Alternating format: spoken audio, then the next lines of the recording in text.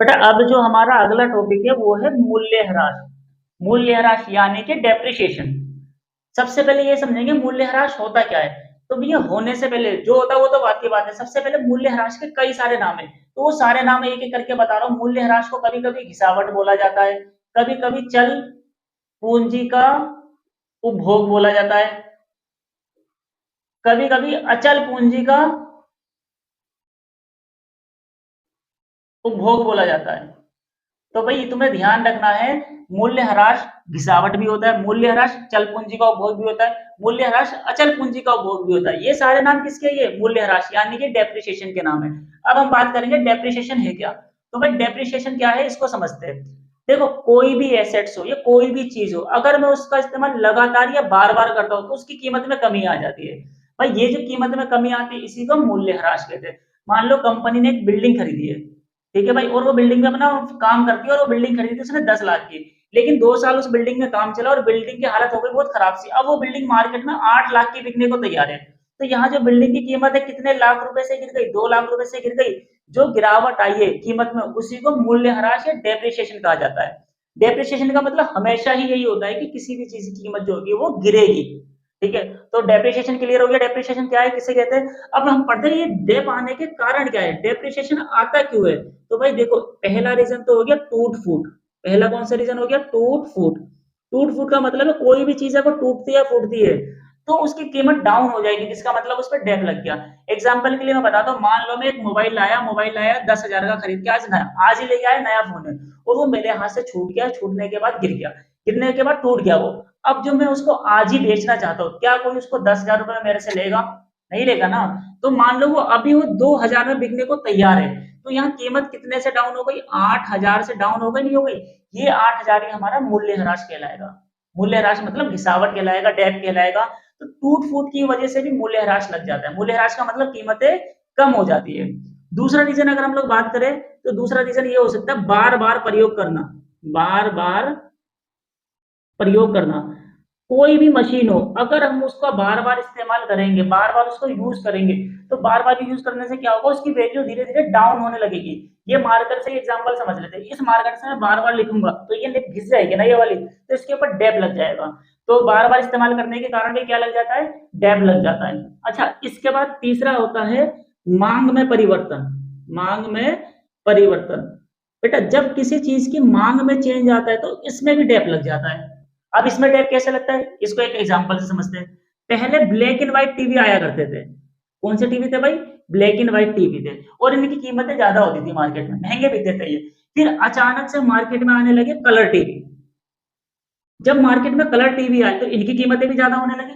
लेकिन उस टाइम हुआ ये कि ब्लैक एंड व्हाइट टीवी सस्ते होने लगे, इनकी कीमतें कम हो गई और इनकी कीमतें ज्यादा हो गई। इसका मतलब जब कभी मांग में परिवर्तन हो जाए, ये टेक्नोलॉजी में परिवर्तन, इसको तकनीक भी बोल सकते हो तुम। यहाँ पे लिख दिया मैंने तकनीक में परिवर्तन। भाई टेक्नोलॉजी अगर बदलेगी, टेक्नोलॉजी की बदलने की वजह से भी दूसरे वस्तु की कीमत में कमी आ जाएगी, और कीमत में कमी आने का मतलब है कि उसके ऊपर भी क्या लग गया, मूल्य ह्रास लग गई। सकल निवेश और शुद्ध निवेश। सकल निवेश ग्रॉस इन्वेस्टमेंट, शुद्ध निवेश नेट इन्वेस्टमेंट। अब इनका कॉन्सेप्ट समझना मैं, लेकिन ये कॉन्सेप्ट समझने से पहले फिर से मैं एक एग्जांपल समझाता हूँ। भाई एग्जांपल से अपने आप समझ में आ जाएगा, ज्यादा तुम्हें मेहनत करने की जरूरत नहीं है। ठीक है, मैंने मान लिया कि मैंने कोई मशीन खरीदी है, ठीक है, तो मशीन मैंने जो खरीदी है उसकी कीमत है 8 लाख रुपए। कितने रुपए की मैंने खरीदी, 8 लाख की खरीदी। अब मैं उसका इस्तेमाल करूंगा, और अगर उसका इस्तेमाल करूंगा तो उस पर घिसावट आएगा, डैप लग जाएगा। तो उसकी जो लास्ट टाइम कीमत है, अंत में जो उसकी जो कीमत बची है, अंत में उसकी कीमत बची है भाई, यहाँ पे ये समझ लेंगे 5 लाख की कीमत बची है। तो यहाँ 3 लाख का क्या लगा है, डैप लगा है, मूल्य ह्रास लगा है, जो हम पहली एडिंग में पिछली एडिंग में बात कर चुके हैं। हम सीधा यहाँ बात कर रहे हैं सकल निवेश क्या है और शुद्ध निवेश क्या है। शुरुआत की जो कीमत थी वो 8 लाख थी, फिर इसके अंत की कीमत 5 लाख थी, तो 3 लाख का क्या लगा, इस पर डैप लगा। तो इसी को समझते हैं सकल निवेश। सकल निवेश का मतलब मोटा मोटा पैसा जो मैंने लगा दिया। अब मोटा मोटा पैसा तो 8 लाख रुपए था ना, तो यहाँ जो फॉर्मूला होगा, यहाँ हमारा जो सकल निवेश माना जाएगा, सकल निवेश माना जाएगा 8 लाख का। अच्छा अब जो शुद्ध निवेश है, शुद्ध निवेश का मतलब लास्ट में बचा हुआ पैसा, ये लास्ट में बची हुई वैल्यू। तो लास्ट में बची हुई वैल्यू क्या है, शुद्ध निवेश। अगर मैं इस क्वेश्चन में बात करूं तो शुद्ध निवेश कितने का माना जाएगा, 5 लाख। अब ये जो 3 लाख है ये तो वैल्यू डाउन हुई है, तो इसको हम लोग क्या मानेंगे, मूल्यह्रास। मूल्यह्रास का मतलब इसको डेप्रिसिएशन मान लिया जाएगा, 3 लाख। इसका मतलब सकल निवेश में से शुद्ध निवेश घटाओ तो क्या निकल के आ गया, मूल्यह्रास। तो एक हमारा नया फॉर्मूला निकल के आ गया, मूल्य ह्रास बराबर क्या हो जाएगा फॉर्मूला, सकल निवेश और सकल निवेश में से माइनस कर देंगे शुद्ध निवेश। सकल निवेश और शुद्ध निवेश, इन दोनों का जो अंतर है उसी अंतर को मूल्य ह्रास कहा जाएगा। अब मूल्य ह्रास का फॉर्मूला हमें पता तो चल गया, शुद्ध निवेश सकल निवेश माइनस शुद्ध निवेश। अगर ये माइनस का शुद्ध निवेश इधर लाओ तो प्लस बन जाएगा, प्लस का डेप इधर लाओ तो माइनस बन जाएगा। तो सकल निवेश का भी हमारे पास एक फॉर्मूला बन गया, सकल निवेश। अब सकल निवेश का फॉर्मूला है जो हमने निवेश करा है, मतलब सकल निवेश ये वाला, तो सकल निवेश का हमारा फॉर्मूला हो गया शुद्ध निवेश प्लस में मूल्य ह्रास। अब तीसरा जो फॉर्मूला हो जाएगा वो हो जाएगा शुद्ध निवेश। शुद्ध निवेश का फॉर्मूला हो जाएगा सकल निवेश माइनस मूल्य ह्रास। मूल्य ह्रास का फॉर्मूला मतलब इन दोनों को माइनस करा, मूल्य ह्रास का फॉर्मूला। अब इन दोनों को प्लस करा, सकल निवेश का फॉर्मूला, और इन दोनों को माइनस करा तो वो बन गया शुद्ध निवेश का फॉर्मूला। ये तीनों फॉर्मूले अच्छे से याद कर लेना, अगला जो चैप्टर होगा उसमें हम इन फॉर्मूलों को यूज करेंगे डेप निकालने के लिए। अर्थव्यवस्था के 4 क्षेत्र, अगला टॉपिक यही है हमारा। बेटा हम लोग प्राथमिक क्षेत्र, द्वितीय क्षेत्र, तृतीय क्षेत्र के बारे में पढ़ चुके हैं, लेकिन इस चैप्टर में हम अर्थव्यवस्था के 4 नए क्षेत्र के बारे में बात करेंगे। तो हमारी जो पूरी अर्थव्यवस्था है उसे हमने 4 क्षेत्रों में बांट रखा है। पहला है परिवार क्षेत्र, ठीक है, परिवार क्षेत्र के बाद है फर्म क्षेत्र, सरकार क्षेत्र और विदेशी क्षेत्र। फर्म क्षेत्र में हम सभी लोग आते हैं, घरेलू लोग जो अपनी जरूरतों को पूरा करने के लिए किसी भी वस्तुओं को खरीदते हैं, ये सब किसमें आएगा, परिवार क्षेत्र में। दूसरा आता है फर्म क्षेत्र। फर्म क्षेत्र इसका उल्टा, ये होता है व्यापार करने के लिए, चीजों का निर्माण करने के लिए। फर्म क्षेत्र जहां पे घरेलू क्षेत्र से लोग आते हैं काम करने के लिए, वस्तुओं को तैयार करने के लिए, बनाने के लिए, ठीक है। तो फर्म क्षेत्र क्या हो गया, जहां पे उत्पादन किया जाता है। फिर तीसरा है सरकारी क्षेत्र। सरकारी क्षेत्र में सरकार आती है जो देश को चलाने के लिए सारे खर्चे करती है, वो सारे खर्चे किसमें आएंगे, सरकारी क्षेत्र में। फिर इसके बाद है विदेशी क्षेत्र। विदेशी क्षेत्र में क्या होता है, आयात और निर्यात, इन दो चीजों के बारे में सोचा जाता है, आयात के बारे में और निर्यात के बारे में। तो आयात और निर्यात किसमें आता है, विदेशी क्षेत्र में आता है। इसका मतलब भारत का कौन से देशों से आयात हो रहा है और कितना निर्यात हो रहा है, ये सब कौन सा है, विदेशी क्षेत्र है। तो ये जो 4 क्षेत्र है, हम इन 4 क्षेत्रों में से सिर्फ और सिर्फ बात करेंगे इन 2 क्षेत्र की।